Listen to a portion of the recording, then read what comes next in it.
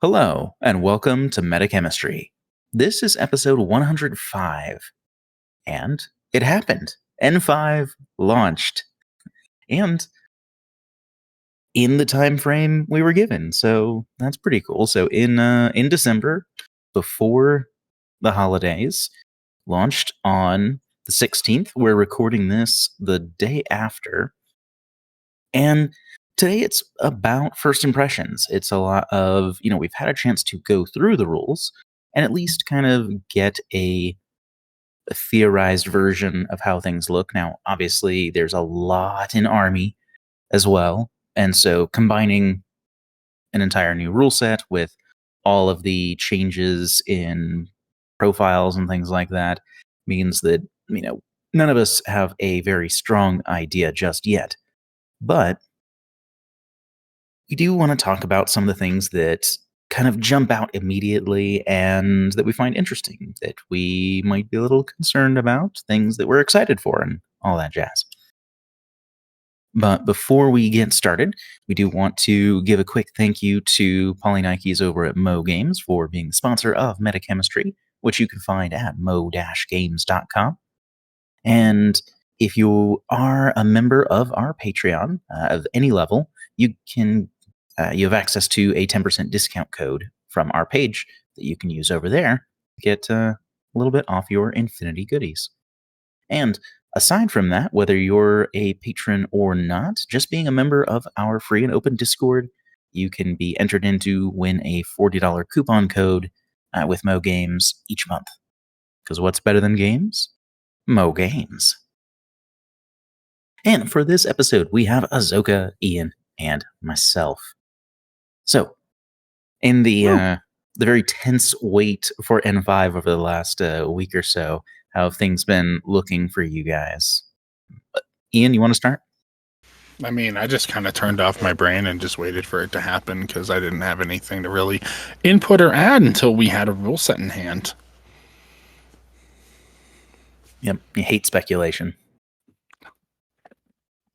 Well, I think so many things in the previews are not what it is in the end product. So, right. Just saying. There's definitely some of that. Let me just wait until we actually have the rule set. And now we have the rule set, and I've read it. And Zoka and I played a game of it tonight, and it was a lot of fun. I enjoyed it. It was a lot of fun. Yeah, I'm super you excited want to talk about it. Yeah, you want to dive into that just a little bit, Azoka? It's like overview before we kind of talk about it more later. I'll dip my little toe in and say it's very different. The game is very different. Yeah, it's a different game. It looks similar. It has the same framework. It's a different game now. Yeah, it's I mean, we only played with some one list, right? Only played one game, so we only have a cursory knowledge of it, but I'm pretty sure it's a pretty different game, which I'm excited for. Other than that, I have not played as much as I would have liked to, not because N4 was coming to an end, but because I was sick, which was lame. Sick and then travel and everything, so didn't get to play as much. But coming into the N5, I think not only am I excited, our meta is excited, so we're going to be playing plenty. Mm-hmm. Yeah, absolutely. I did some more training last week, doing Sandtrap demo intro type games and things like that. So I'm trying to dip a little bit into N5. I haven't actually started making lists in earnest yet. I keep trying to go back through the rules, and I'm looking through profiles and things and just trying to kind of absorb info a bit. But things look pretty interesting, and it does feel like it is much more of a departure than was originally implied in my mind. Yeah. It felt like this is there's some big stuff. There's some real changes that seem like they will really impact the game quite a bit. Yeah, there's I've said that the more that it goes on, the more that we're getting from this now that's fully released. Mm-hmm. They said, this is less of a change than it was from N3 to N4. And I'm like, no, this to me feels more similar to a lot of the changes from N2 to N3, where it was a much larger shift in how things operated. Maybe not necessarily to that extreme degree, but it does feel like a bigger shift than from N3 to N4. Yeah, it kind of looks that way. And again, I personally haven't had a chance to play yet. Again, since of recording, this came out yesterday. But soon. But yeah, I'm hoping to get a game in this week. That'd be nice, but it might wait till next week. We'll see how things go for me. But yeah, there's a lot of difference, and I'm really interested to see what that looks like. So yeah, I think a good place to start this is generally about first impressions. Why don't we start with you guys talking a little bit about your game, mostly just kind of things you noticed that kind of jumped out at you in terms of, oh, wait a minute, this is N5 now, and things that like felt different to you. I mean, you guys both said that the game feels very different. What were some of the things about that kind of gave you that impression? The save system. It's so nice. Like, it works, but and by the end of the game, I think we were both pretty solid on it, but it definitely took several interactions to kind of get it in our heads of how to work it, because it's complete opposite of what we've spent many years doing. And I do like it. I think it works. I think it's like, especially for new players, it's going to be great. But initially it's like, okay, like I just got to stop remembering it as this, and translating in my head that this is PS is this damage, kind of, it's not a thing anymore, and just trying to train myself to do, okay, what's the PS, let me add my armor, let me add my cover, let me add any other bonuses to my save, because there are some outside of cover and armor, and then bam, roll, see what happens. Cool. But yeah, so by the end of the game, I feel like we were both much more solid on it, and not looking at stuff up as much and running through like the math in a weird backwards way. It was like, okay, this works pretty good. Yeah, I have for sure felt that in some of the demos. Like, I think that I've mostly gotten there now after running several, but yeah, it it feels weird at first. Like, oh, this guy's really dead. Oh, wait, no, he passed all of those. That's great. Yeah. Or that's awesome. Oh man, I rolled a bunch of 18s and 19s. I'm dead. Yeah. It's also really nice for over 20 in specifics with CC. We were playing JSA versus JSA, so it was we had plenty of CC opportunities. And it's really nice to be like, number over this sick. Yeah. The crits in CC were significantly easier and quicker to do, because we weren't trying to do reverse math. It was just where's the 1-digit fall? Done. Yeah, absolutely. I will say as well, having the extra special die. I was playing Shinobu as one of my many CC units, but having the extra special die on top of the burst 2 seemed to really make a difference. That's a lot of dice.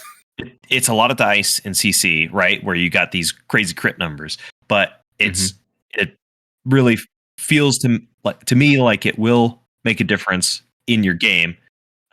Whenever you're like, all right, that's basically like, I can get rid of this 6. That's not a crit, but you would have beat it, and I just take the other 20 that I rolled, or whatever. So it seems like it's going to feel like it has an impact, even though it kind of doesn't. Well, and then like conversely, well, you got to do that cool interaction in CC where you removed the one that I was going to beat, and then hit me with the other ones. Awesome. The entire game, every single special die I rolled, regardless of interaction type, did nothing. I just whiffed that hard on all my rolls, where I rolled 5 dice and only one of them was a success, so it doesn't matter which one I discard at this point. Right. I see the point of it. I'm not disputing that. It's just my experience in this one game was, well, that didn't do anything for me. Yeah. I mean, it gave you the extra burst so you could hit that one time. Yeah. Yeah, it is one of those things where it's nice that you still kind of get that. And we've talked about this a little bit since we've known about it for a while, but I like that Yeah. there is a little bit like you're not landing as many saves, but you're still generally as accurate as you were before for most things. Yeah. I mean, Shinobu even more so because she's throwing 3 dice. Yeah. Instead Shinobu of is 2. the opposite. Well, Yeah. actually, she's not. But another thing that I found was a standout, even though it was, it's really small, not that big, is the speedball. Speedball was really cool. I isolated or I immobilized his tag, the Mechazoid, with my ninja hacker. I was like, surprise! Now On you're my locked last down. order. Yep. Well, not your last order. Oh, My on last your last order in that order group. for him. So really good play, right? On my part, because I'm amazing, right? Just kidding. But Sure, yeah. the There you go. You did speedball, it. he called it in, and there's the turn on or switch on. He called it in, used his little flash pot remote to go up there, pick up that switch on, and then turn on his Mechazoid. I'm like, that was annoying for me and awesome. Yeah.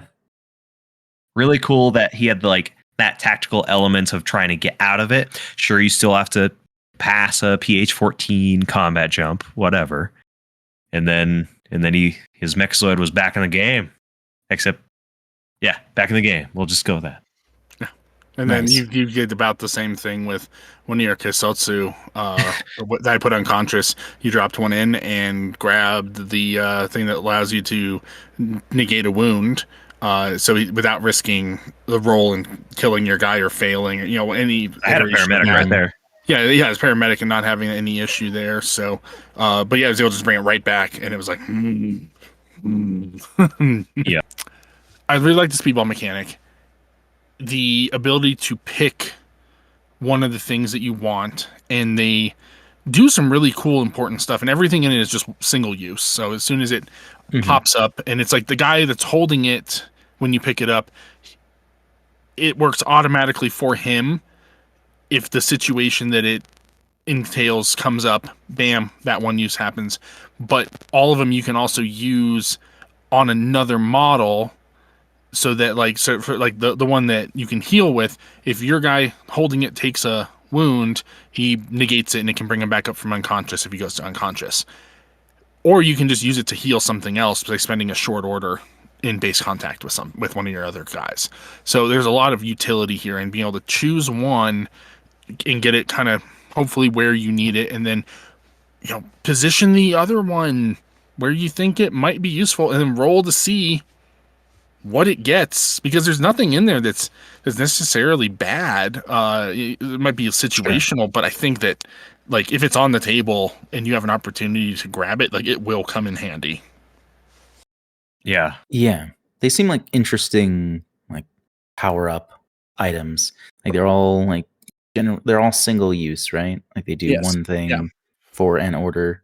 Yep. Yeah, even the jetpack is one order, you get super jump jet propulsion. Yeah. Which is entertaining because I'd have to look, but I don't think that one really has any restrictions. It has to be a size 2 unit. Okay, it has to be a size 2 unit. Yeah. Fine. I wanted to super jump remote, but that's fine. But size 2, that's like still the Garuda. Yeah, that's still most of the things in the game is size 2. So yeah, that's awesome. Getting that one activation where you can jump out, get a weird angle on somebody, and then land and go, okay, cool. Or just haul over somewhere and get a lot of movement if you need to reposition or make a run towards an objective or something. I mean, one order getting an extra 4 inches of move, if the table is cleared, which is totally likely, is really good. Yeah. That can get you some distance. To talk a little bit about profiles, because we did get to see some fun stuff. The Keisatsu has BS attack -3 and a Thunderbolt. Ridiculous. Why? It was cool. It was and it very came up. awesome. It came up. Yeah. Kasatsu got all kinds of crazy stuff. Oh, by the way, Yeah. just for mine and everyone listening, it was Shinden versus Oban. Yes. Did you play sectorials or one of you vanilla? Okay. Yes. Shinden versus Oban. Yeah, and we each had a core team, and we each had it was weird because even though they're different sectorials but both JSA, our list did have a heavy amount of mirroring. Yeah, Mhm. you played two Raiden, and you had your three. I had two Ryukin. Yeah. Well, two Ryukin and then another one in the forward deployment. The fact that they got decoy, I think, is a mistake. I appreciate that they gave them decoy with the intent of saving the midfielder, right? Like they gave the Locust camouflage one use, right? The Thyreos. Decoy. Yeah. Yep, Thyreos, amongst many others. I appreciate that that's a move that they have made. I do not think that it needed to go on the HR or the camouflage HRL as well. That's, in my opinion, too good. But, whatever. That's okay. Yeah. I had hidden deployment Ryukin, or Raiden, deployment Raiden, which was honestly super awesome. Because I was just like, yeah, and here's this Raiden comes out and does this. And then, way late in the game, I was like, and here's the other one. Surprise. Yeah. Nice. It's pretty cool. What else about the game that we noticed? Climb is definitely worse. Definitely worse. Yeah, it seems like a pain to use now. Yeah. For climbing plus. Is it correct that with climbing plus you can move up to the wall and then climb in the same short skill, or is it move up with a short skill, then climb up with your second short skill? So right now, it definitely reads as you can do it as a short skill, but you're still doing a climb. And so you have to already be at the vertical surface before you start climbing. So you'd have to get there and then do a short move and then a short skill to start moving. Yeah, because it's rough. It turns long order climb into a short order and doesn't turn it into just a short movement skill.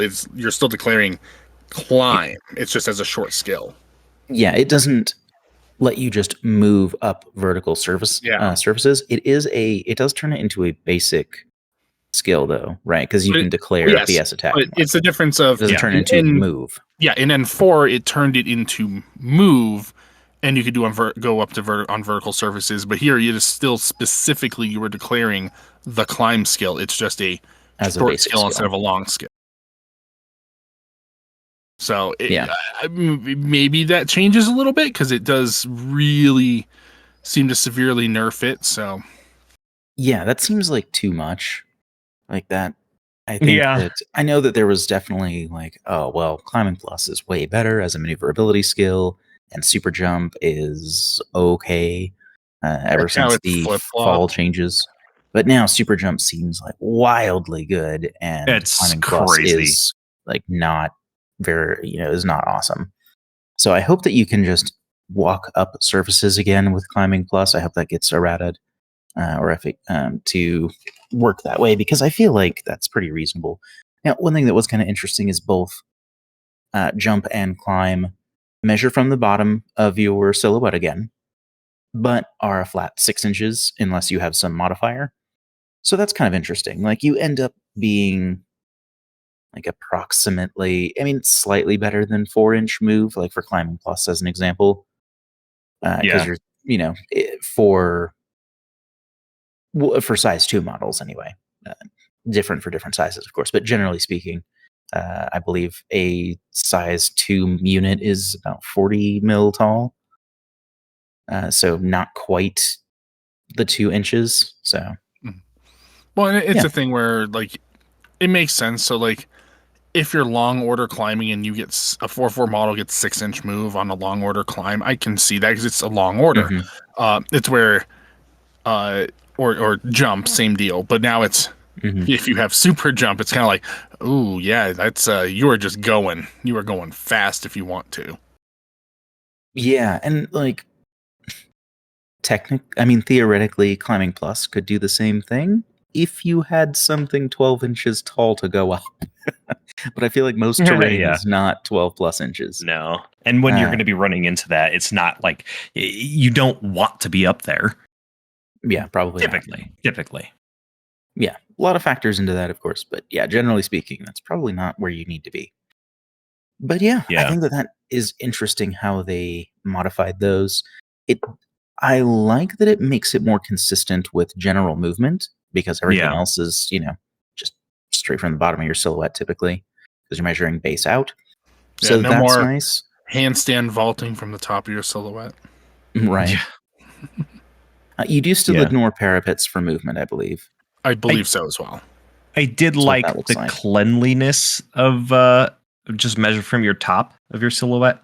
Playing the game felt very smooth whenever that was the rule. It like you didn't have to measure from the bottom and then do some weird math to be like, all right, my bottom moves like this up it. I'm just making the movement with my hand of approaching a wall. But anyways, so it felt real clean when that was around. Sure. But this is definitely brings it more in line. As like a quick kind of little tangent, I've noticed with several of the nerfs, which there's a lot of things in N4 that were really bothering me. Maybe not bothering me, that I think were just a little too good, maybe is the right words for it. And in N5, I've seen that they have nerfed said things. One example is guided. And I was expecting with what I had heard and kind of how people talk, I was like, all right, well, guided's going to get some level of a nerf. And like, it got like 5 separate versions of a nerf. And then I look at like some other things like bears, which I think were way too good. And I was like, you could do just a little bit to tone them down. Right. And they just didn't stop. They just kept going with the nerfs. So they did that to a lot of things that I've seen. Yeah. And I'm just like, holy cow. Yeah, the Avatar, sort of. He's pretty significant. Eudoros got slammed. Yeah. On a ranger losing MSV. There's a couple things where it seems like they hit it with the Nerf bat, but the Nerf bat was wrapped around a stainless steel bat. And they just went to town. Like what is the meme of like, there's been a murder here? Like they've been. Yeah. Like, there's a few things where it seems like it maybe went a little too far. But again, this is just first impressions. We've only had it for a day. Right. And it is a different game. So I think that everything at first glance is going to have a place, but people are going to have to kind of suss out what that play style and how those combinations are going to come together because it is a different game. It's going to people are going to have to adapt to how it plays now in order to be successful. Trying a lot of the old stuff isn't necessarily going to get you the results you want. It's you must unlearn what you have learned. Yes. Right. And as a quick little talk to our listeners, just look it up. Like if you ask your opponent a question, look it up, right? Both you and your opponent look it up, even if you know the answer. Like unless you saw it 2 minutes ago, look it up. Because there's a lot of stuff that it's the same skill or the same weapon or same rule or whatever, but there's a little piece of it that operates differently than it did in N4. Yeah, so it's one extra bullet point. One extra bullet point, or there's a piece of language that's missing from N4 that makes it operate in a different manner. So it's going to matter on a lot of this stuff. For a while, I read it, I knew a lot of it. We looked up everything just to be sure, and there were still little details that slipped by me, and so we looked it up. Yeah, there's some interesting things like baggage, reloading every 1 in zone of control in the states phase. Oh yeah. Or movement, you can switch prone at the beginning or And the end end. of a movement. Can you do both at the same one? Can you? I don't know. It's beginning or end. I don't. Yeah, It's I or. thought it Okay. was either or, but yeah, like that's a pretty big change. So yeah, there's a lot of things like that where it's like, oh, if you just kind of like gloss over, like, okay, yeah, it seems basically the same. Moving on, it's really easy to miss stuff. Really easy. I would like to put out a thank you to Clint from California for putting a little list together of kind of the big notable changes on Facebook. It's in the IGC, the Infinity Global Community. So very helpful resource. Yeah. Yeah, I took a quick look at that, and there's some good stuff there for sure. Oh, yeah. But yeah, so are there some things like, I know you guys have played one game, but in that game were there some new things that you were able to use besides just like base mechanics like dice rolls and things like that? Oh, yeah. Are there other cool things that you were able to use that you liked the change, or maybe you didn't like the change so much?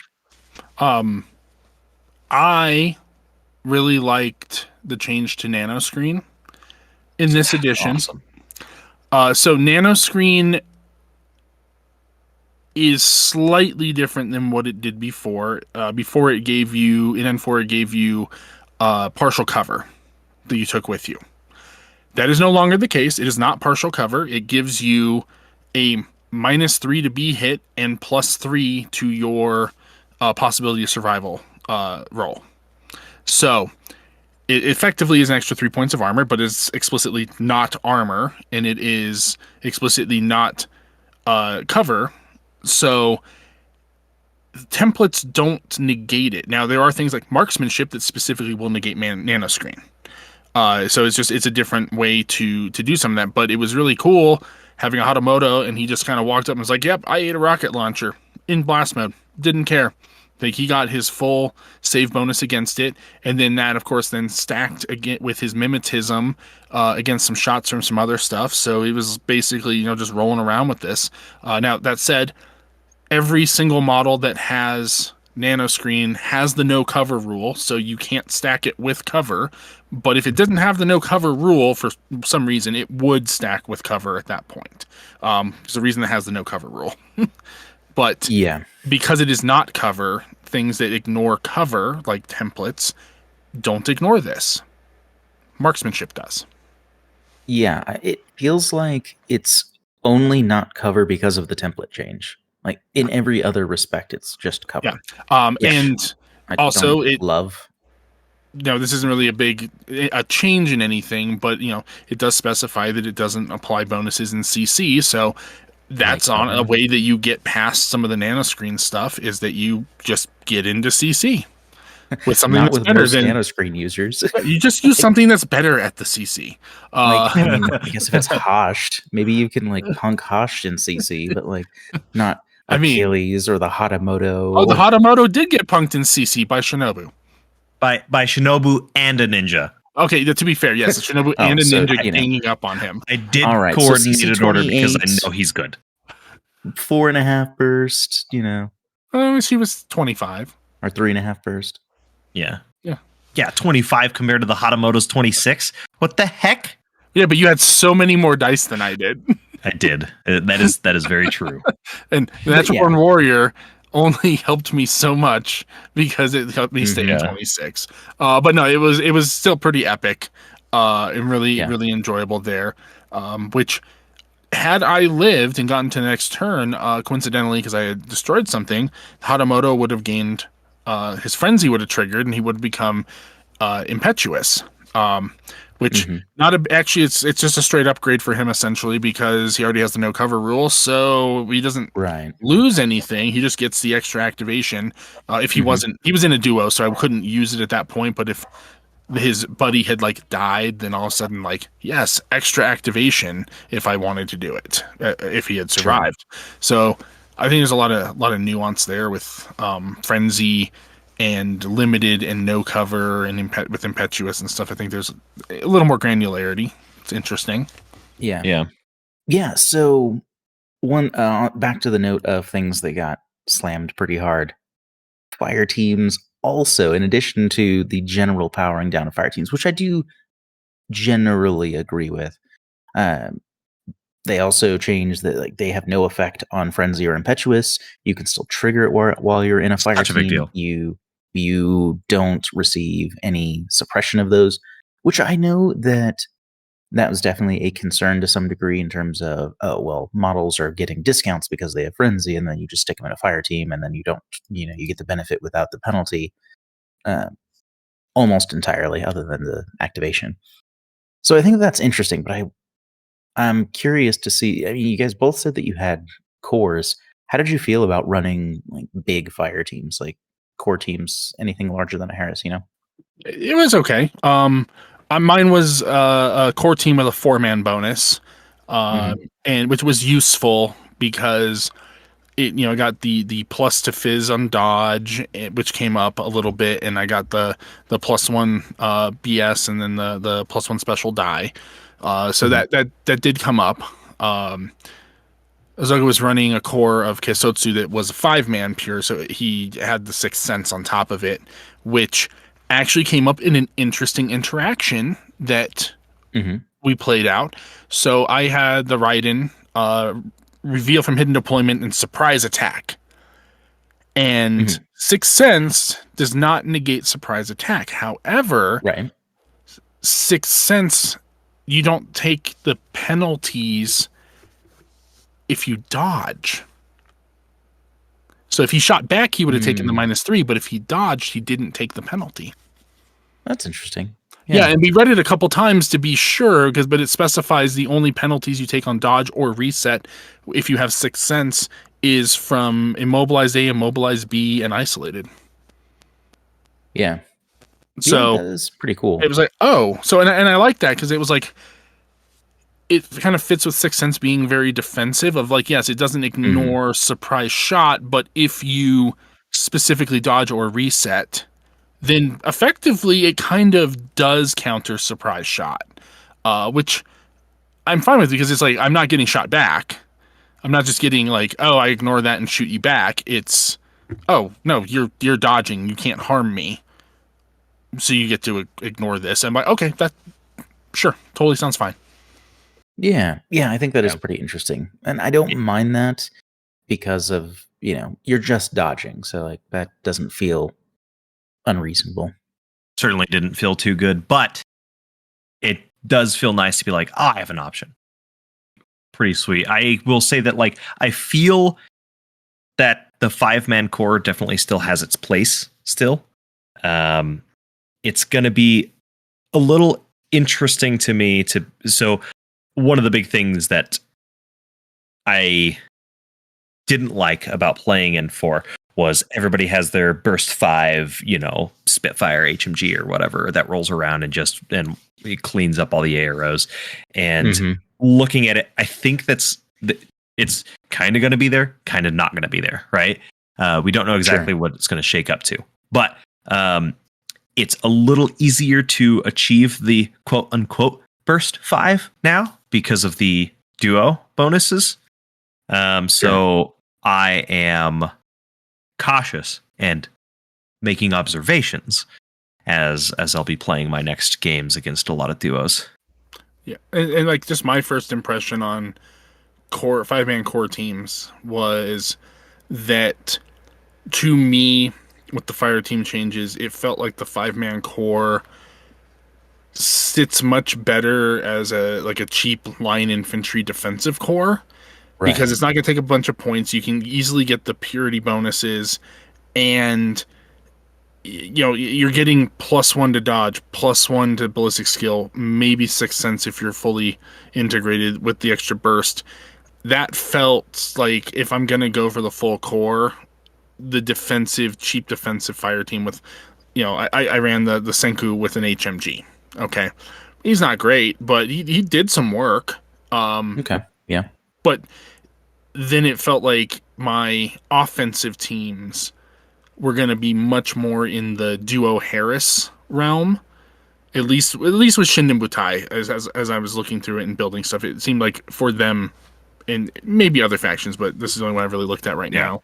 It felt like, if I'm going offensive, it's getting, two guys, maybe three guys, and depending on how the fire teams build out, and that's my offensive team. So like I ran the Hatamoto with the Jizumarai because they have the same the Bushi Tai keyword, so they get the bonus with each other. And I ran the Hatamoto with the plasma carbine just because I want to run plasma carbine. It seemed like it was going to be a fun time. Fair. And it was, but he's already BS11 or BS13 with mimetism and nanoscreen and all this stuff, and getting it's a carbine, so it's only burst 2, but getting the special die on there, which while it did not really pan out for me as far as my actual dice rolls, it was still a really cool overall effect of like, oh yeah, I'm still gonna roll like 3 dice. I'm still gonna go gunfight. The other profiles for him have like a Red Fury or a Spitfire, so like you could get that burst 5 issue, Sure. and but that seemed like that was gonna be really cool. And then looking through other options that I could have taken in the list, like there's several things that I could have done to get like another like duo out there of something else to get another team going up the other flank kind of thing. I think it's going to be a lot more duos and solo pieces than just a big fire team rolling around, because That's kind of been my impression too. Yeah, +1 ballistic skill absolutely. is not. It's not nothing, but it's not oppressive. It's not so like building to get that seems like less of a stressful. Need. Yeah, it's less stressful, but it's also less of a need. Like I don't need to get this, and this, so I can get this +3 and get all these bonuses. It's okay. I got a +1. It'll come in handy, but it's not just the end all be all of like, let me make this uber Death Star team that's gonna wreck everything. I honestly kind of liked it. I liked the maneuverability of the smaller duo, but like, because the duos, I never ran duos before outside of maybe having an engineer follow a tag or something like that, because it's just like, okay, everybody. Or like a specialist getting dragged along kind of thing. It's like, okay, like whatever. But now I'm like, I see myself running duos for days because I'm getting that pseudo burst bonus, and the maneuverability factor of running a duo was so much better than the core team. Like my duo, I was able to, because the Hatamoto has the nano screen, I was able to just move him out in the open and do stuff. But then I was really able to, because I wasn't like competing for space, his Jizumarai buddy, I was able to keep him like in total cover behind stuff, so like he wasn't taking shots unopposed, kind of thing, and it was a lot easier and more maneuverable to do it that way. So I think it's going to be a big shift in the game and how lists are built, and I'm pretty excited for it, actually. Nice. Yeah, I think that it will impact list building pretty heavily, since you're not trying to have a core team, pure or otherwise. You're not trying to jam 5 units that are going to sit in a particular area of the board usually. Yeah. I wonder how many times it's going to be a duo versus a Harris. Like, as an example, I'm looking at a Karakuri Harris, and a normal Karakuri Harris would be a Karakuri with Yuriko Oda, and then a Shikami, right? Or a Domaru, or Neko. Something cheap. Or good in CC. Then you cover every single base that you need to cover. You don't get that burst anymore. So now I'm like, oh, now it might actually be worth it to take an extra Karakuri. Sure. But I'm never I'm not going to hold myself back from running a Harris because just because the duo's the way to go. But I'm going to maybe I'll take the extra Karakuri or extra Night Hospitaller or extra whatever have you, and then just to get that bonus, and then have the guy who is going to tag along just also be there. Yeah, I was looking at that with Rudra as an example. Like, because Nice. Rudra are just wild card that don't count as any particular trooper. But Uh-huh. like taking a Rudra in like a Samadhan team or with a pair of Dakini or something, like I'll Yeah. run a Harris of those to make sure I get the extra bonus. But yeah, I think that most Harris teams are not trying to be pure either. Like, I just don't Yeah. think that that's like, sure, it's nice if you happen to have that, but I don't think you care. Generally, you don't care. Before it was burst and moving everybody. Mm. Now it'll probably be somewhere in the same, but it'll be a little harder to get that burst. Yeah. Yeah, no, I'm enjoying it. You know what else I think is really cool? While What's we're that? talking about Karakuri. That they finally suffer EM. Yeah, well, yeah, it's because pretty rad. immunities outside of a specific immunity to like this ammo or this state kind of thing, the immunity armor, immunity BTS, and immunity enhanced don't stop non-lethal and stunned. Like those are specified as they go through. So Yeah. EM finally affects Karakuri as it always should have. Yeah, I don't know how I feel about how the rule is set up. I do think that Karakuri should be vulnerable to EM. So I'm glad that Totally. that's the case. But I kind of feel like they should have just, I don't know. I don't like that immunity BTS doesn't stop EM and flash pulses. Same. That seems weird to me and kind of unintuitive.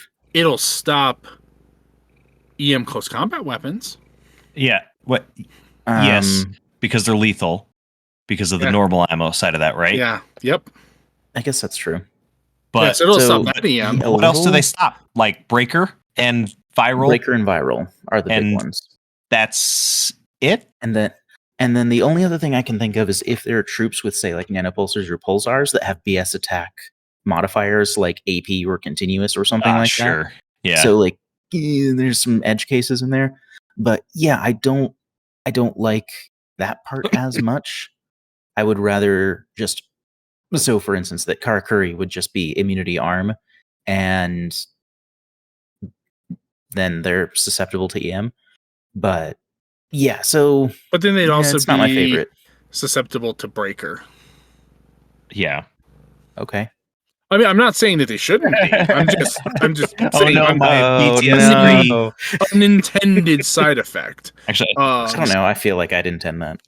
I mean, I intend that against Karakuri all day long. Those things annoy the hell out of me. It's cool that they're immune unless I get to use them, which I don't, because CB, you lied to me and you showed me a fire team chart for Shinden Butai that showed a Karakuri able to link with things, and there is no Karakuri in finalized Shinden Butai. So I am upset about that, but only minorly because Karakuri just annoy the hell out of me. But yeah, that's all I got to say about that. Yeah. Yeah. So. Oh, okay. Go real quick on the topic of being immune to viral, I just to talk about a meta, I have seen a decent amount of immunity armor profiles that seem good. Not necessarily that there's like, there's going to be a lot of them around. I just think that they are decent, and that's going to have an actual impact on the game. So, looking at viral trooper, this is kind of like the, I don't know, 7th level of a meta thinking, I guess. But okay, the counter-tech.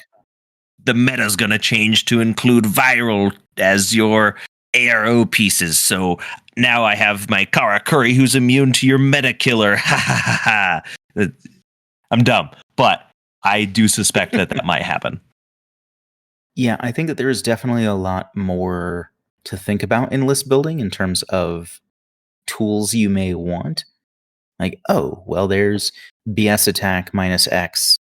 And so, Warhorse has value to counter that. And then you obviously have your Mimetism and your MSV. And then you have your Albedo to counter the MSV. Yeah. And, it's a lot. You have your immunity arm, so you want BTS weapons. So, yeah, I think that there's a lot of interesting play there. Like, you can still get things done with the tools you have, which is something that I really like about Infinity, that you don't need the hard counter to get past something.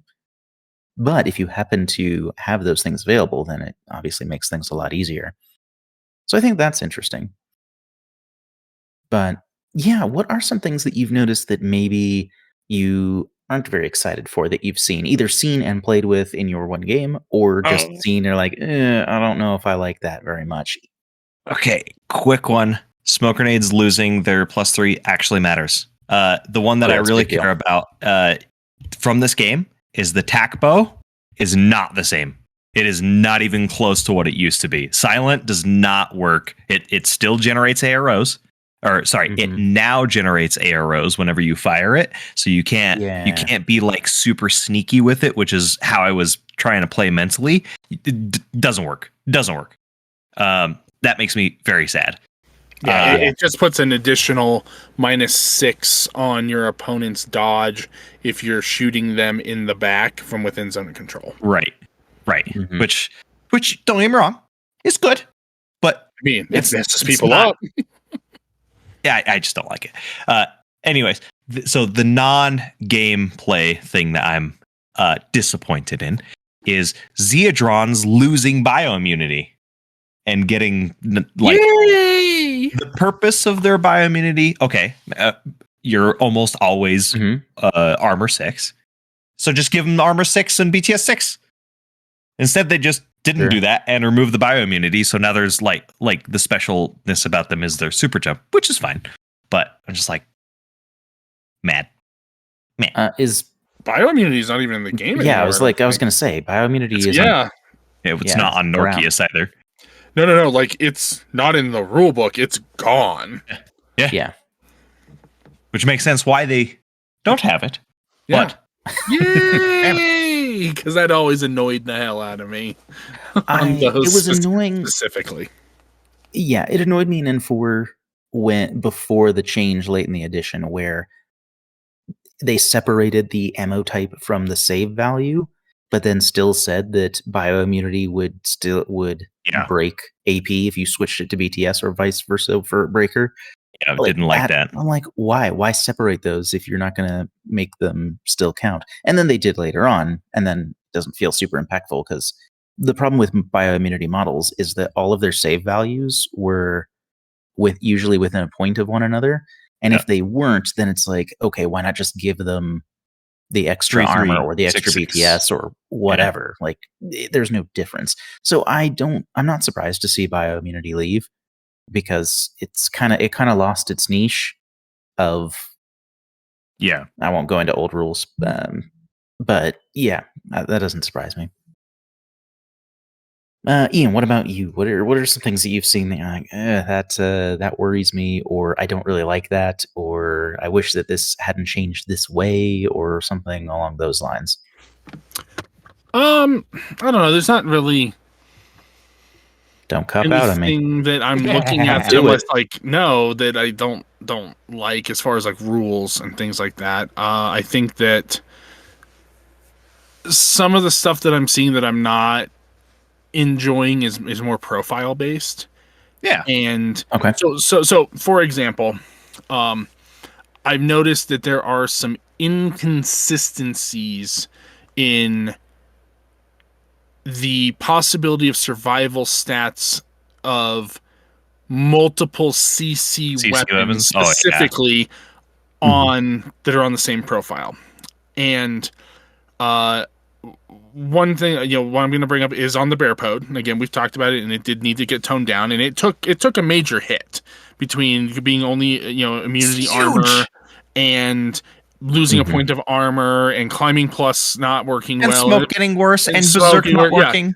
Berserk is now face to face. There's so many things, but on that model, so it used to be, it's Phys 16 and +2 damage in CC, so it was basically damage 18, which would translate to a possibility of survival of 2. That's excessive. I'm not going to say that's not excessive. Okay. Its AP close combat weapon is possibility survival 3. Okay, it's a little worse. That's still gross. I would have been fine if it was 6. If it was 4, it kept it on that like Phys 16ish level. 3, okay, that seems fine. Sure. It also has a trench hammer The trench hammer has no modification. It is possibility of survival 6. It's Sure. yeah, in CC mode.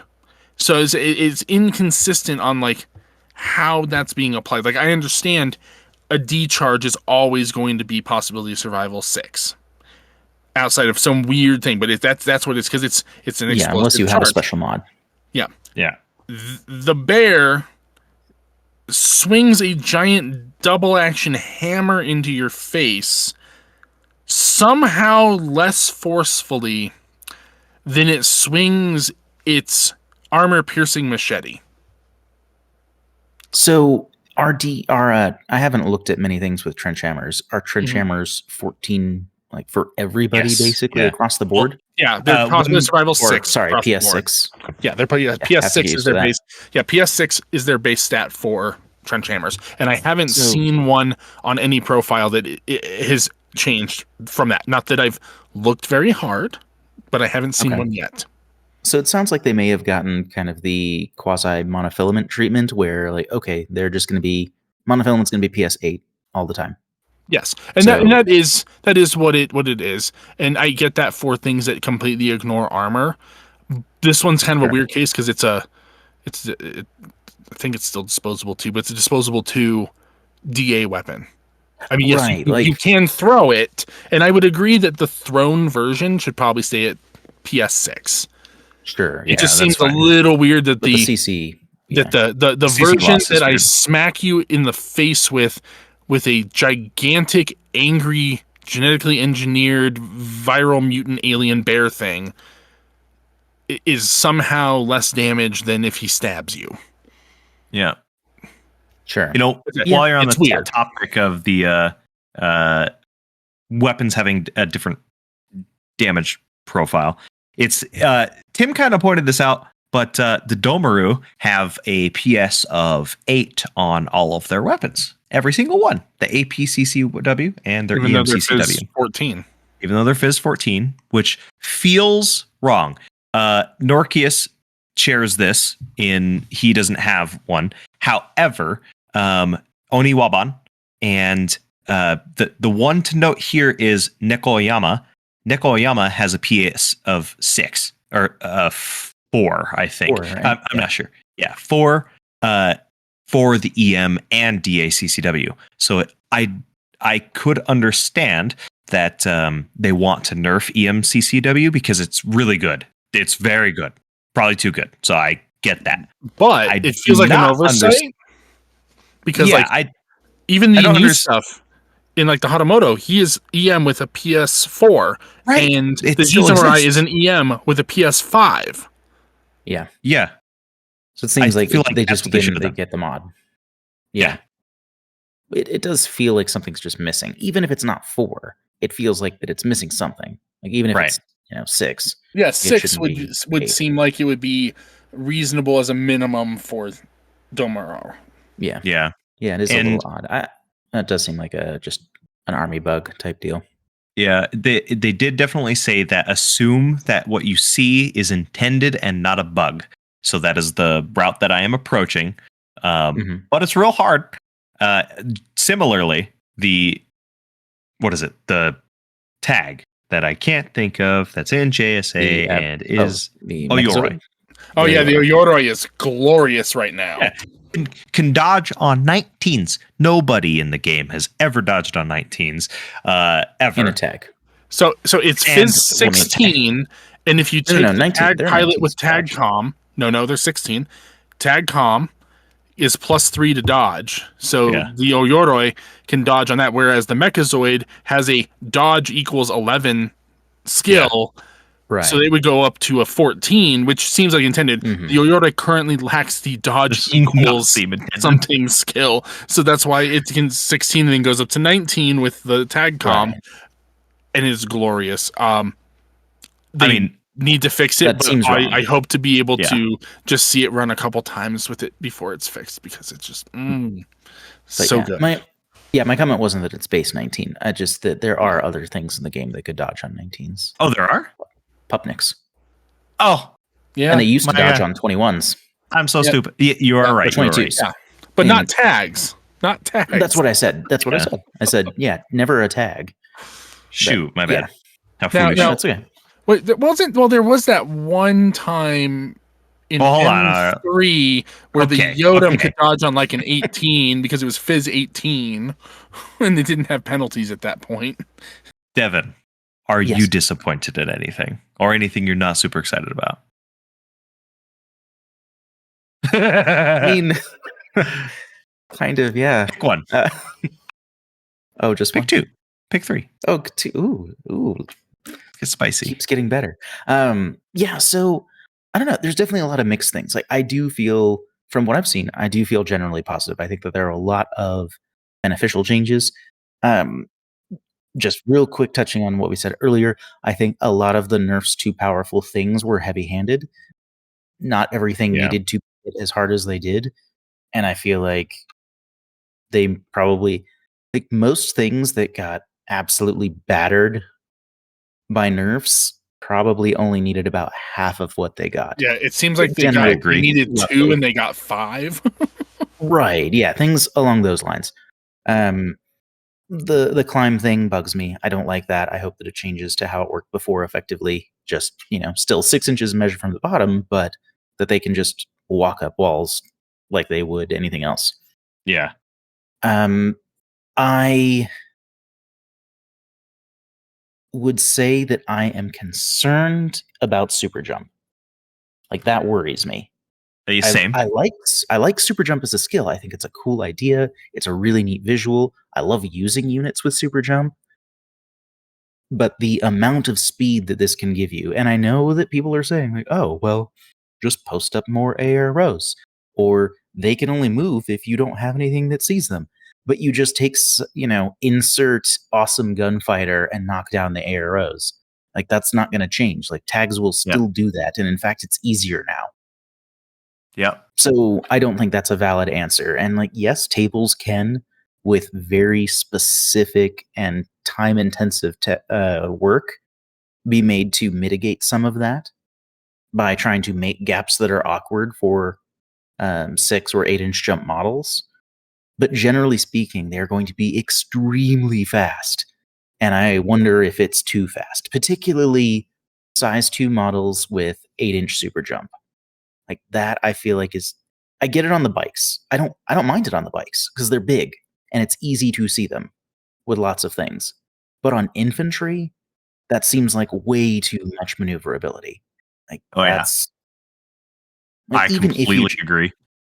Even if you're just doing like a tiny bunny hop, like I'm going to move a millimeter up and then 7.8 inches and drop down or what have you.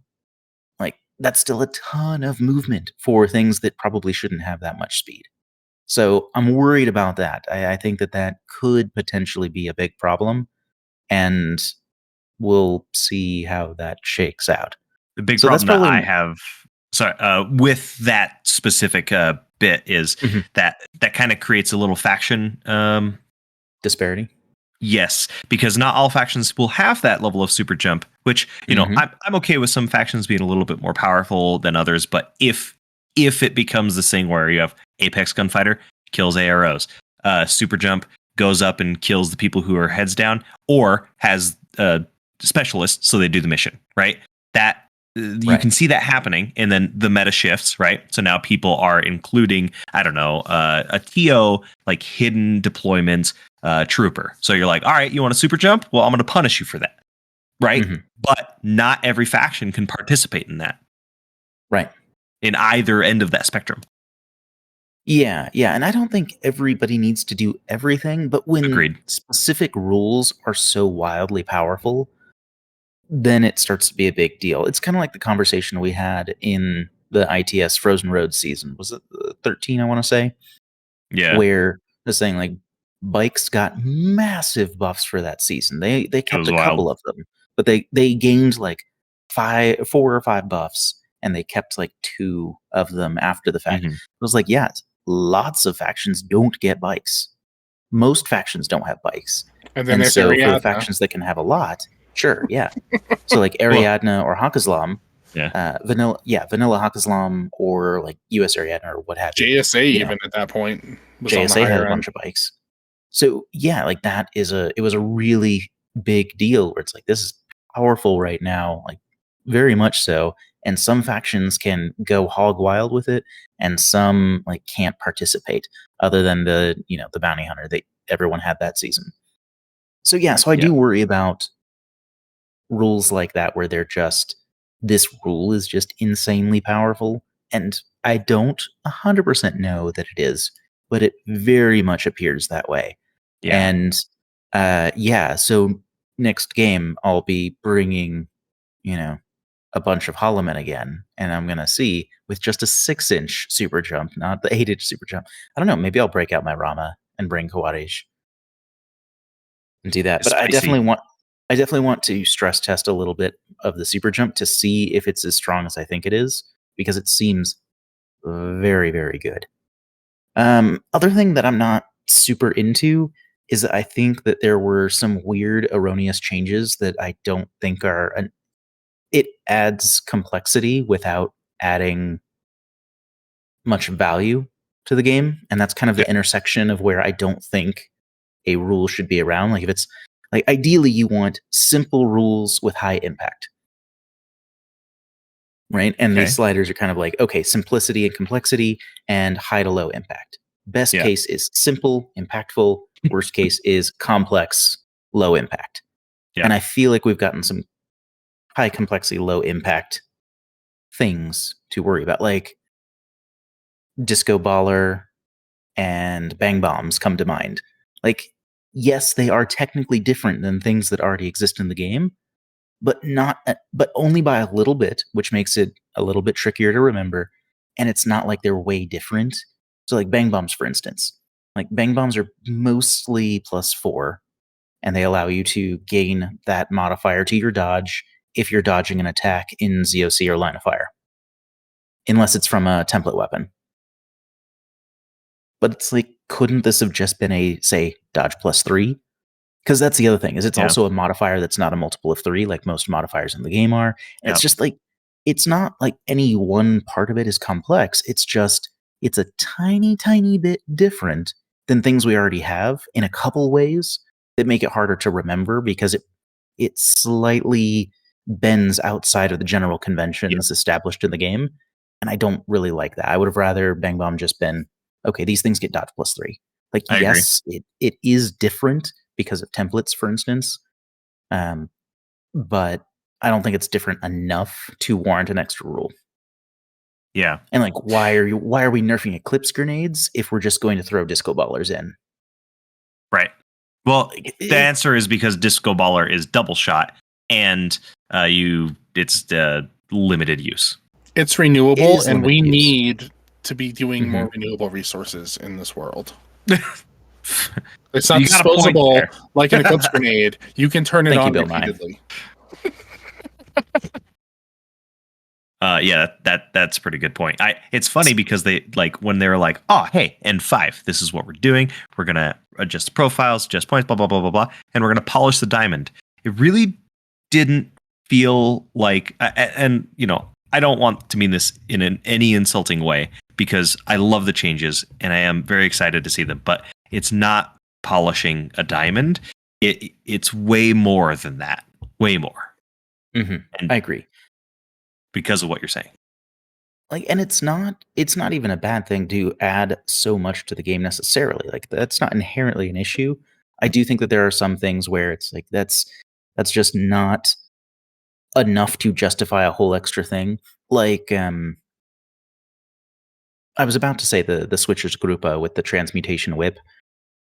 I mean, they're not the only unit to have their own special rule. Like, Posthumans and Ghost Jumper come to mind, or there's some things like that. Unique. So yeah, which is fine. I don't hate that. But there are some other things which are going to be more general, where it's like, okay, these are more things to pay attention to, increasing mental load, and how much benefit are you getting? Like, how much more engaging or useful are these things? It's debatable. But yeah, it is definitely a lot more changes to the game overall than it originally seemed. and Corvus Belli didn't outright state that the game was going to be simpler per se, but it was definitely implied that it was going to kind of modify the existing rule set, not make sweeping changes, and generally try and assist new player onboarding and things like that. And I don't think that implication necessarily holds true. Yeah. I don't know. I have a few people that I'm going to introduce into the game, so I'll come back and report. Yeah, I think that it's not going to be significantly harder. In fact, I'm going to be trying to run some events to get more people coming and try and onboard some new players as well. So I think some things have definitely benefited that. But it was interesting as we were getting late into spoiler season, where like early spoiler season is like, oh, these are cool changes. That's good. That's great. This makes it easier. This is simpler. This is generally easier to grasp. And then as we got later into the season, I'm like, wait, what's happening? Where are we going? Yeah. Well, yeah. Alternatively, what's some stuff that you're excited about? What about okay, let's talk about like the changes that you've seen. What are your top 3 that you're like, this is great? I'll start with mine. So, yeah, go for it. Shotgun templates are gone. Let's go. The reasons are skirmishers stocks go up. Hooray. One wound models like elite units are not garbage now. Hooray. 10 order lists not being affected by the strategic use. Yep. That's pretty cool and allows for some really fun list building because it's not 10 troopers, it's 10 orders. So I think that's really cool, but though I'm wondering how much of a difference it's really going to make. And the deployable weapons, those turrets, sick. I when they first introduced the turrets, I had said that this was a really cool idea and they should add this on like engineers because it's so cool. Like think about an engineer dropping out a turret and we see it and I am so happy. It's the TF2 fantasy, right? Yes. I worry with baggage how much of a problem it's going to be though. But. Yeah, I wonder like how much can you skew into this where it becomes a problem? Yeah. And I don't know. I don't think it will be too big of a deal. Like Kestrel can go pretty hard. Yeah. Because they've got the Fireflies that all have it. And I think they have Mine Layer. So they can start with turrets on the table.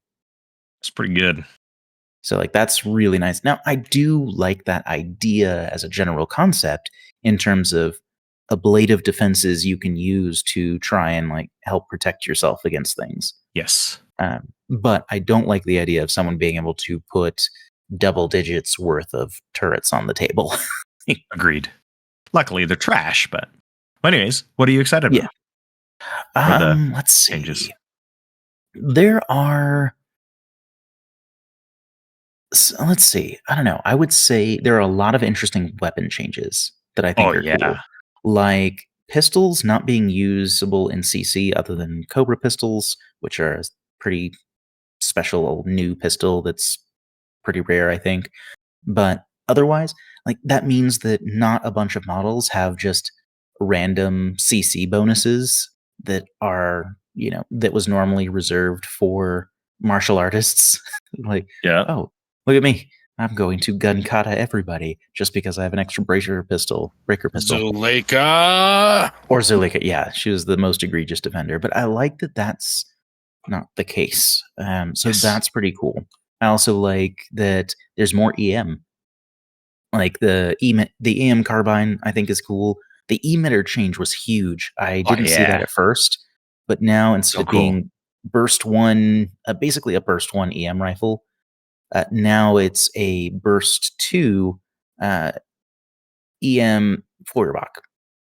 Basically, it's an EM Feuerbach. Okay. Without it's still PS7, but it's essentially an EM Feuerbach.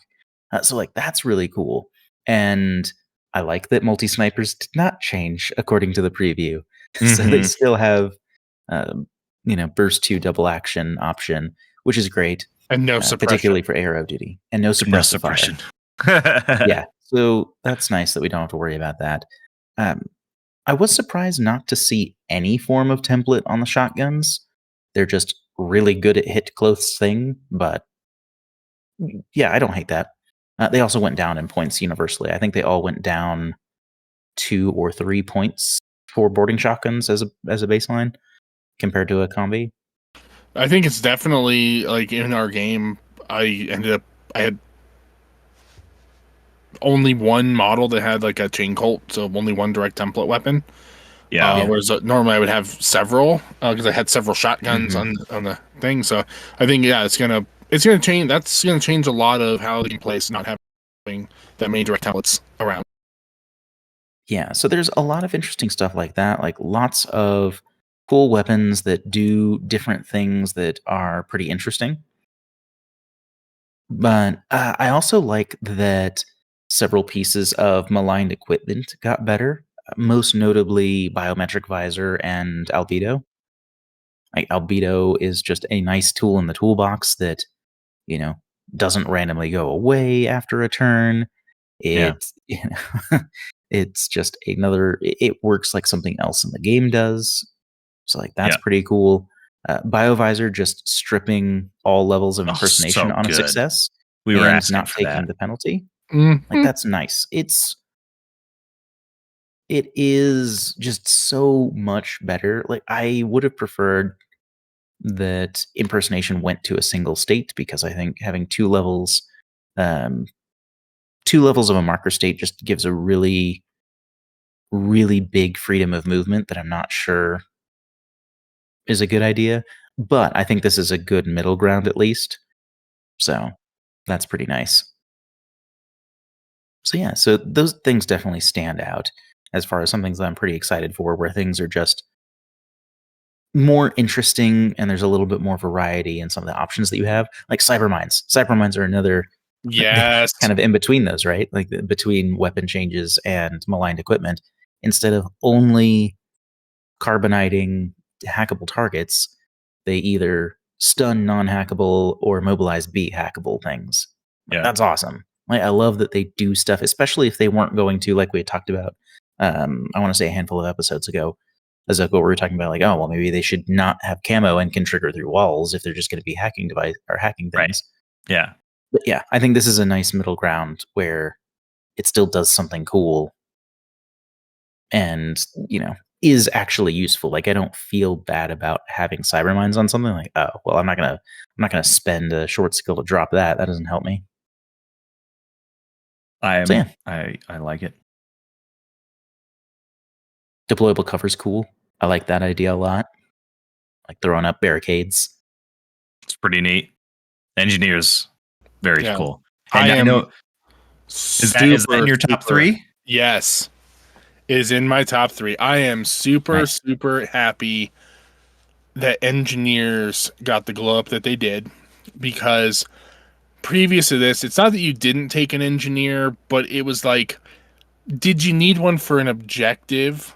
Or were you running a specific build where you kind of wanted one because you had multiple remotes or a tag? Like you played OSS. Yeah. But again, outside of that faction, yes, and very specific builds, like you just engineers weren't necessary. Like it was an incidental thing if you were trying to do something else, or you need it specifically for, I get bonuses to engineers in this mission. And now, with the way that things have changed and them really upping kind of the support game of Infinity, I'm feeling like every list I write is going to have an engineer in it. Pretty cool. Because they're not super expensive. Like, they're still a good specialist that's relatively cheap. But it's all of the stuff that they do for the list and the army now that is why I think that you're going to see a lot more engineers, and they're going to be everywhere, because Some engineers now give deployable turrets. Some engineers give deployable cover. So you have your choices of these things, support things that are going to be very, very useful. But Sure. beyond that, the engineers have, okay, yeah, you have to give them kit to fix things. Deactivator now does something. Now, it's not that it didn't do something before, because it did, but you never saw it. Like, oh, You would just shoot mines, like yeah, you would just shoot mines, or repeaters. things like that. So like, You would already do anyways. even if you could use a deactivator on like a repeater, you were just going to shoot it because you had higher burst anyway, and the chances of success were slightly lower, but you got 3 of them instead of 1. Like, it was did practically nothing. And now that deactivator is going to be such an important piece of equipment, because your opponent engineer put down some deployable cover. Cool, let me deactivate that. Oh, they put down, deployable weapons like mines or turrets or things like that. Let me deactivate that. Again, it's something you might still be shooting at, but the deployable cover, getting rid of it, fine. Let me throw these disco ballers out here. Let me go reactivate those. Sure.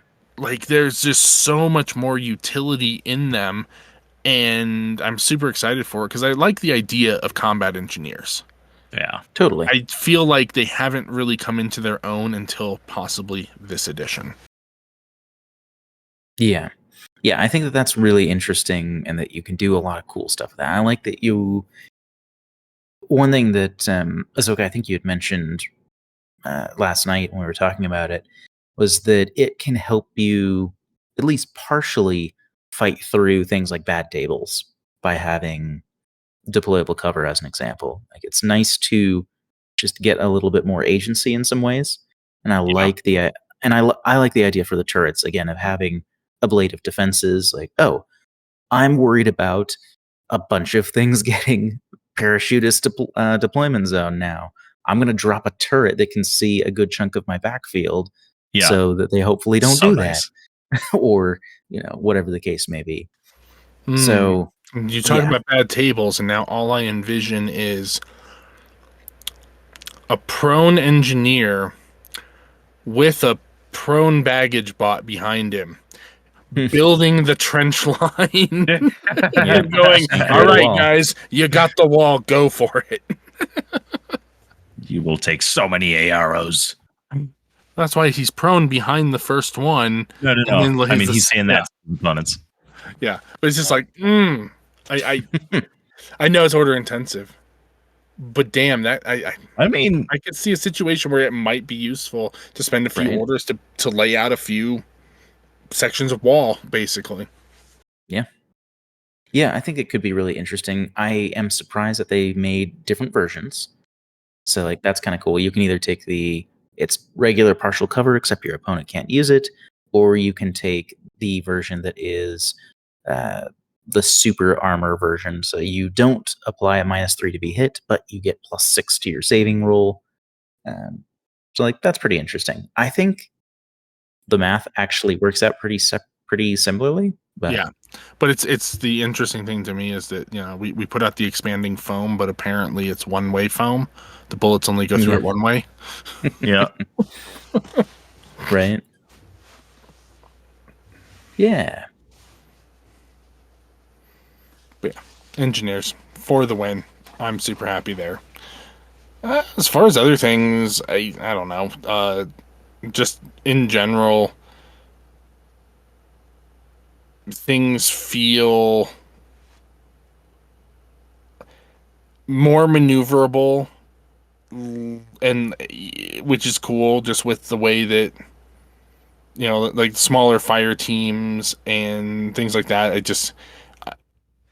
I'm excited for more of the return of like small fire teams and like solo attack pieces and things like that. That for sure. And even with access to fire teams, I've played plenty of lists, even in sectorials, that had very minimal or no fire teams at all and been very successful. So I'm excited to see more of that style of gameplay become the norm, and more surgical, less sledgehammer. Sure, yeah. One thing that I forgot about, or like I had heard but I hadn't like double checked rather, was with deactivator. You can use them in ZOC now, Yeah, that you actually don't need line of fire. which is really nice because that lets you turn off things like turrets. Like if you can sneak around a turret, you can whip, and you get in zone of control, you can whip +6, which is, basically 19s. guaranteed. Oh yeah. I guess if you don't have good engineers. And the bad ones still good. The bad engineers have a really good chance. The good engineers just auto pass. Well, I mean, But they yeah, I auto think pass, that's but really you cool. still have to roll. That's right. Yeah. Yep, For the principle of the matter. For the principle. But yeah, like it, because that was one thing, right? With like mines, for instance, where it's like, oh, You just never. Yeah. so for the, if I have to see it anyway, I might as well just shoot it. But yeah, I think those are really, really cool. But yeah, solo units, camo skirmishers, kind of techie pieces. I think that toolboxy units will be more appealing because you're not running as big of fire teams. Like the Namur strikes me as one of those types of units where it has a bunch of stuff that makes it pretty self-sustaining, and so it can just go off and go do its thing, and you don't really feel the pressure of needing to put it in a fire team. So I think that sort of play is really cool, and the Mim 6 skirmishers feel a lot more reasonable for their cost and things like that because of the lack of templates, and yeah, a lot of that going on, which is nice. But yeah, Azoka, did you have any that you wanted to add to No. the ones we've mentioned? I think I've covered most of the ones that I'm excited for. I am really excited to play Joan, though. I love me some Jonah art, and she got real. Yeah, I got a couple that I'm excited for, and it's minor changes, and they're not going to come up very often, but I do like them. Number one is triangulated fire, being on a flat roll instead of a -3. Again, everything else is basically make that much of a difference. No, it's not going to make that much of a difference. But the thing is, triangulated fire was almost never used, and Which so it got people slightly were better. wrong for. Yeah, which they were wrong for, and because I've used it, and it's very situational, and it's still very situational, just a little slightly better to use. Yeah. But, it's a long order, so you still have to get into a position where you can see somebody without dying, and then you get to use it. But I like the change. I like that it's a little bit easier. Also, I do like it. I'm never going to take something specifically because it has triangulated fire. It's going to be because it does, something else or several other somethings that I find useful in the list. And if triangulated fire comes up, bonus. It's going, okay, cool. I'm not counting on it. I like the change a little bit. And then another change that I really like, and I really like that it only applies to 3 models in the whole game, but I really like this change, is that MSV3 models can just straight up declare attack against camo markers. Oh yeah. You take the mimetism penalty. You don't ignore the mimetism if you do this. You take the mimetism penalty, but you can just shoot at them. And again, it's only on 3 models in the game, but I like the change. It's very good. It's another option in the toolkit for those models. And it's a nice middle ground for sure. Yeah. Because N3, you could just shoot camo markers willy-nilly. Like, it didn't matter. You could just attack them. I think that being able to attack them and then suffering mimetism is a good compromise and makes MSV3 feels like it's actually a notable upgrade from MSV2. Because it kind of didn't before. Oh, and it ignores surprise attack, I believe. Yes, it does. And I don't think it just has to be from camo anymore. I think it's just ignore surprise attack, if I recall. And it might just be in line of fire or something, but yeah.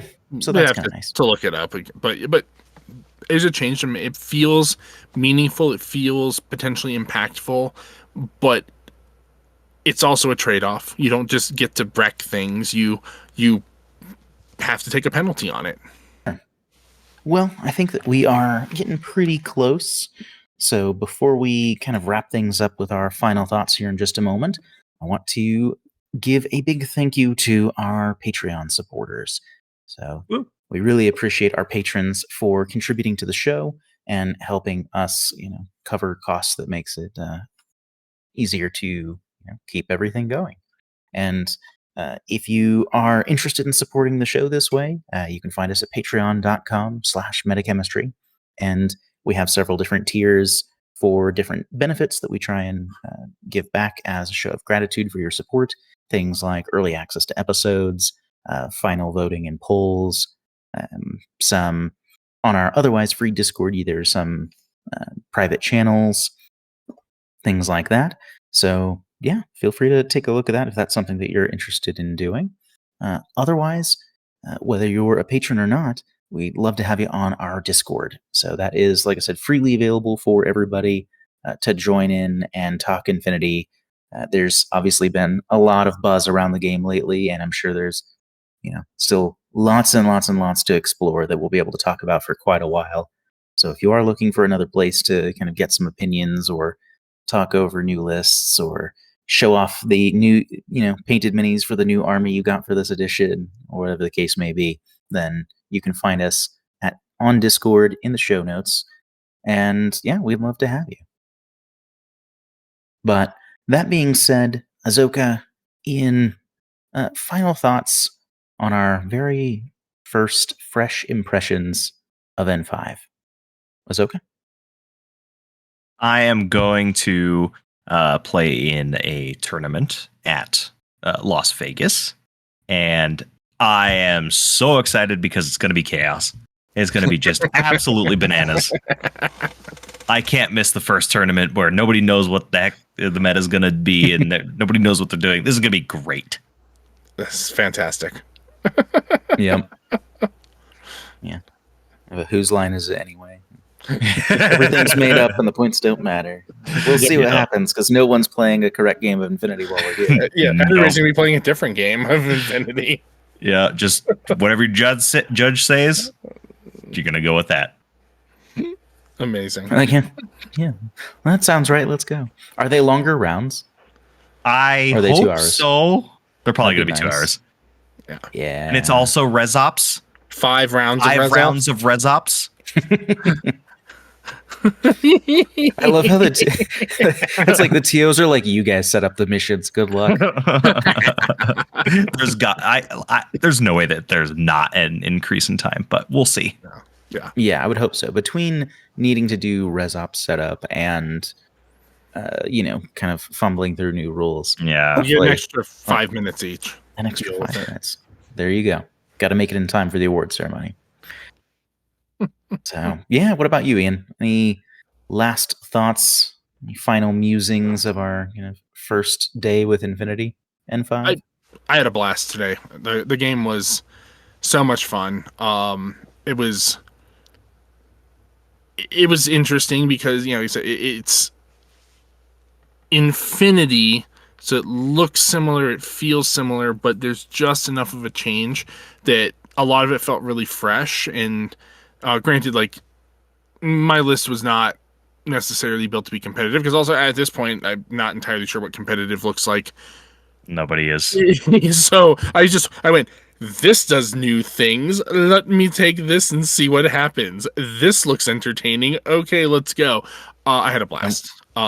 It's been a reasonably decent amount of time since we've had a shakeup where you kind of, it's just like, oh, there's a bunch of new stuff. We don't know what any of it does. Let's just fool around with it and see what happens. And that's kind of fun. Not since Fire Teams. Yeah. A couple years ago when they... Yeah.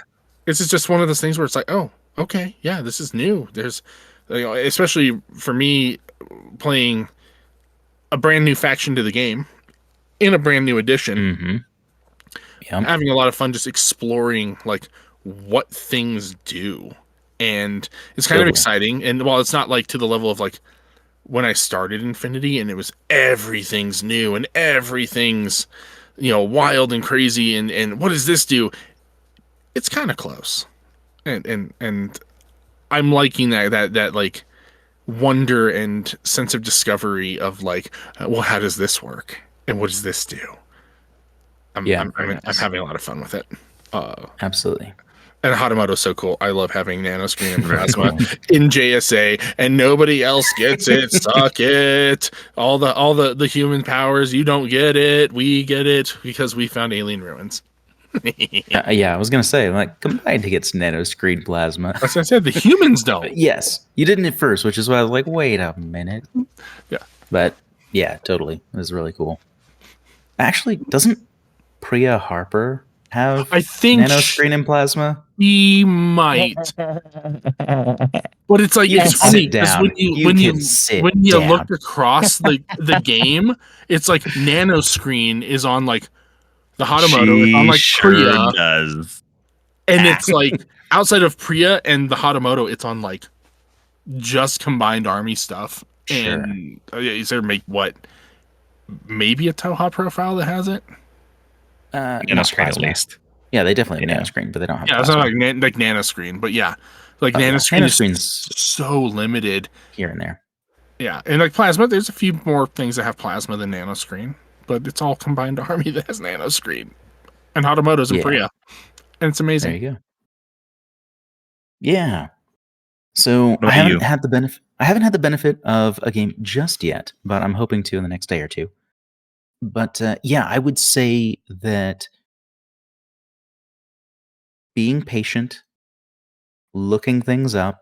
I think one thing that'll be very easy to fall into is seeing someone say something on the Discord or on the Oh, Facebook group yeah. or something like that, and assuming that that is what the rule is. Please do not do that. Please be willing to look things up. Like, do not assume that, some random post was correct because there's a chance it wasn't, or something was misread, or whatever the case may be.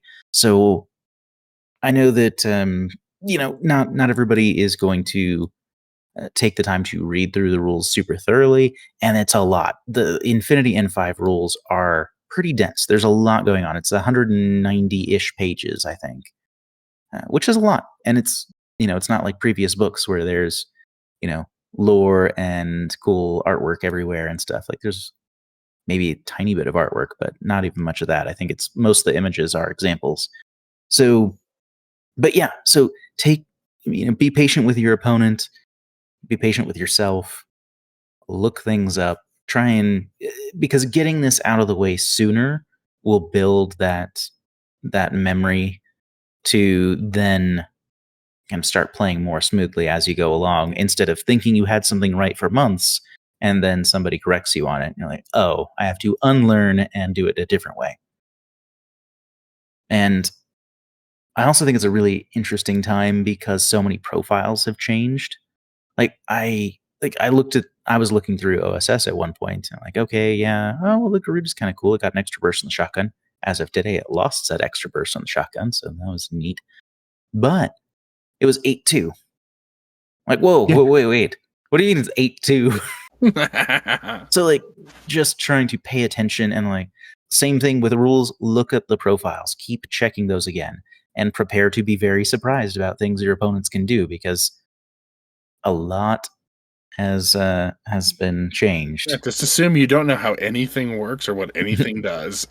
Little bit, yeah. 100%. So yeah, it is a brand new era for Infinity, and we're excited to be a part of it. And thank you all for listening, and we hope that you're enjoying it as well as we start to actually get some experience with the game. So yeah, good stuff. But on behalf of Metachemistry, this has been Devin, Azoka? And Ian, and that's the meta.